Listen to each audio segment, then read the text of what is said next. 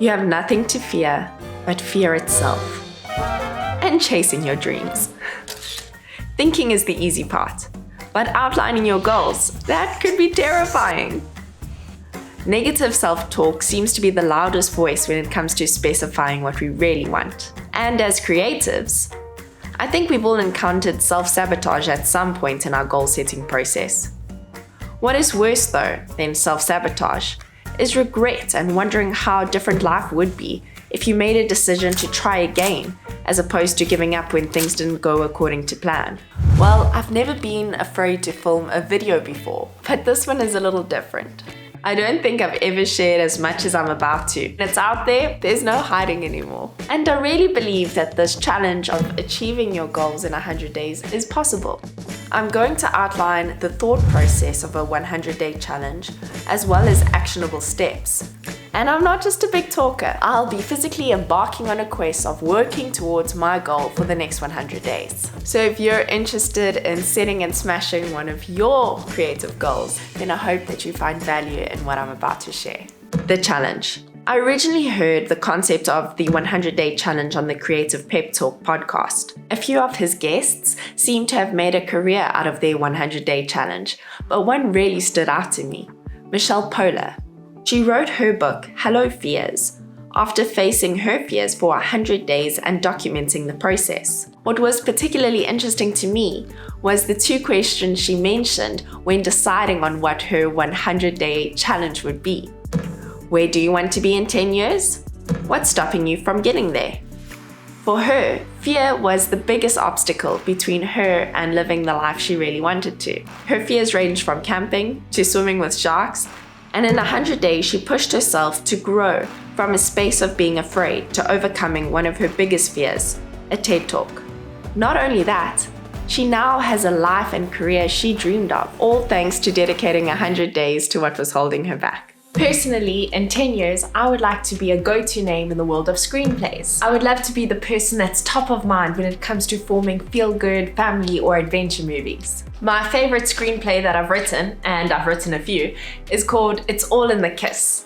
It's about various stories that all revolve around the idea of a kiss. The first, the last, familial, friendship, and how this act can irrevocably change a relationship, yet solidify it. Think of Love Actually. The storylines each work on their own as a separate entity, but there is a common thread of new romance and the interconnected relationships of many of the other characters. I entered it into an international screenwriting competition and got feedback like, "You may well have interest from multiple buyers and assorted A-list talent."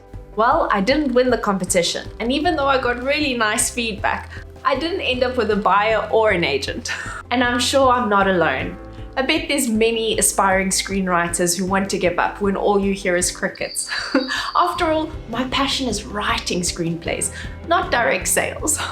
But to pause and answer the second question, what is stopping me from being a go-to name in the business?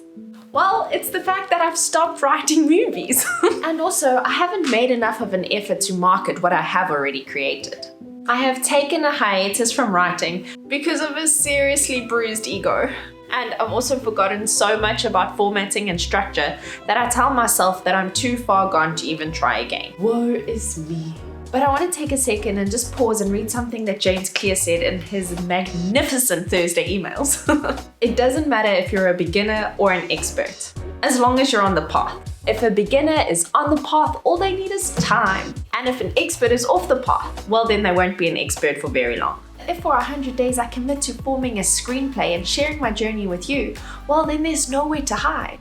100 days is a long time. I can brush up on where I'm rusty and get all the help that I need. And because I'm documenting this challenge, I can create a conversation around what I'm doing instead of being the mysterious writer who creates purely for passion with no intention of drawing attention to her work. This time, I'm choosing to champion what I do, because if I can't, how can I expect others to?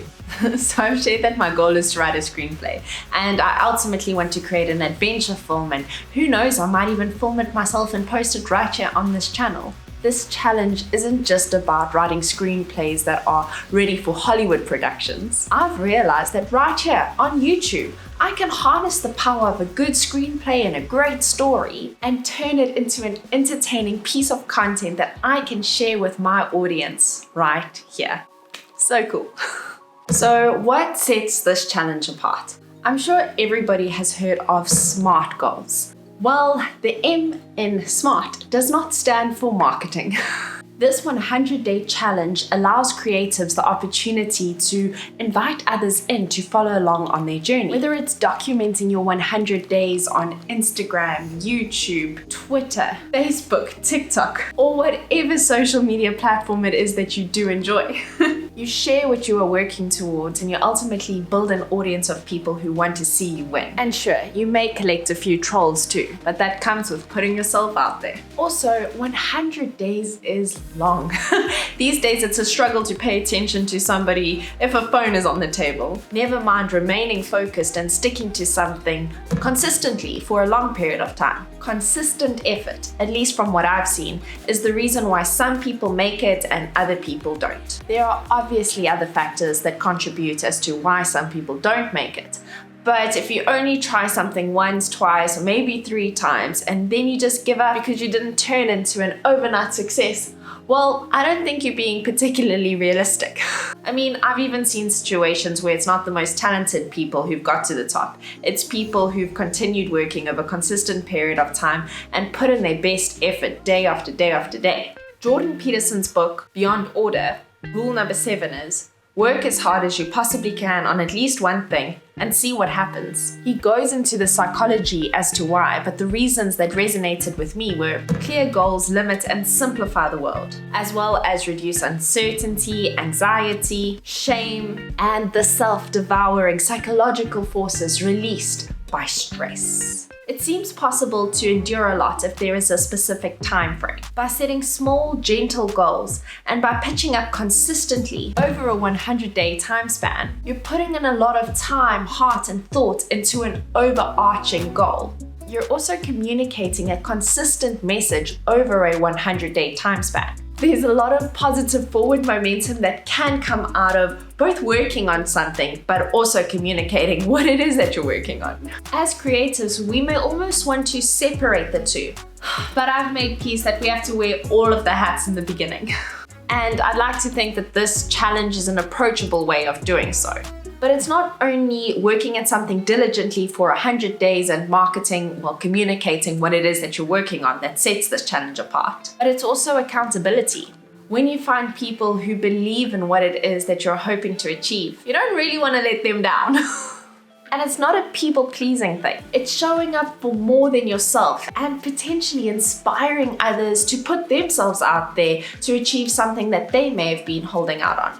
I've seen people have dramatic fitness goals achieved after 100 days. I've seen artists emerge from what felt like nowhere after 100 days. It could also be as simple as drinking more water or flossing your teeth consistently for 100 days. But seeing that I'm speaking to people who are wanting to build their own thing, I doubt it's going to be as easy as flossing. Alright, there's a challenge within the challenge. Pitching up every day and working towards the same goal for 100 days is likely to be a mental challenge. This is too long to rely purely on passion or hype to get you through. I'm sure setting systems to create good habits that point in the direction of your challenge are likely to help on those days when the procrastination or self-sabotage bug is biting hard. It may be helpful to also prepare for the variety of different challenges that you are likely to face during the 100-day time frame. I also feel there are no blanket statements for what time you should start or how many hours daily that you should do, because we're all so different. Personally, I'm gonna have to wake up super early in the morning to do this, or do it last thing in the evening, so I can't really commit more to an hour or an hour and a half a day of heading in the direction of my goal. We all have responsibilities, and it really boils down to creating pockets of time to work on your challenge. Also, it might help to preempt things that could cause you to skip a day and think about how you would go about addressing those things. If I hit a roadblock or if I'm just feeling down, reading a script counts, not watching a movie. And try to do this before even starting the challenge. Listen guys, I'm going in with a marathon mindset as well as a sense of humor. Although I do want this to work out, I am giving myself an excuse to be playful in the pursuit of making my dream a reality. I'm giving myself room to observe, communicate, and explore how things land. I am also going to learn publicly, which is a little bit terrifying in a way. But I think I'm also realistic in knowing that it will help expedite lessons that I really do need to learn. Okay, so my channel is going to look a little bit differently for the next 100 days. Let me explain what you can expect to see. You can expect to see videos on Tuesdays or Fridays, or sometimes even Tuesdays and Fridays. I am aware that a large majority of my YouTube audience currently are not interested in becoming screenwriters, but I do know that there are a few of my subscribers who are interested in learning how to film themselves and create YouTube videos that they can post on their own YouTube channels. So I'm planning on catering for me and for you guys. So Tuesdays will be a catch-up on the film world. Things I've learned, maybe an update on my challenge, but I want it to be useful and educational. I'm not quite sure yet how I'm planning on structuring those videos because I haven't filmed any yet. But Tuesday will be more film related. And then the Fridays, those videos would be more geared to filming yourself, setting challenges, maybe scripting YouTube videos, perhaps teaching you guys some cool editing tricks and transitions. Either way, I'm really excited for the content that I'll be posting for the next 100 days. And I hope you'll be too. So I'll officially be starting the video today, which is the day that this video will be posted on YouTube, and I think that is the 11th of Jan. So what am I hoping to have completed after 100 days? Well, I'm hoping to have a script that is ready to either be sold or perhaps filmed by me and turned into some sort of short film or movie that's going to find a home here on YouTube. I don't know, we'll see what happens after 100 days. So I have outlined what the next 100 days would look like for me. All I really have to do is pitch up and get the work done. But I have also done a lot of challenges, and I know that they often are a lot more difficult than what you kind of expect them to be when you're just starting out. Those learning curves, man, get me every time. But if you want to join me in your own challenge, whether it's a 7-day, 30-day, or 100-day challenge, let me know about it in the comments. It helps if you clearly outline your goal, commit to a starting date, also identify how you're planning on documenting your journey, and then be okay with others holding you accountable as you journey in the direction of your goal. So subscribe if you'd like to see what lies ahead. And I really want to end this video off by just wishing you all of the best of luck for whatever challenge it is that you might be wanting to start. May you wholeheartedly throw yourself into the challenge, set some systems that will set you up for success, and may you come out at the other side of working towards your goal for 100 days at the exact point, or at least a lot closer to the point that you want to be, whether it's with your business or a creative goal of yours that you are in the process of pursuing. I'll see you guys in one of my next videos. Take care. Bye.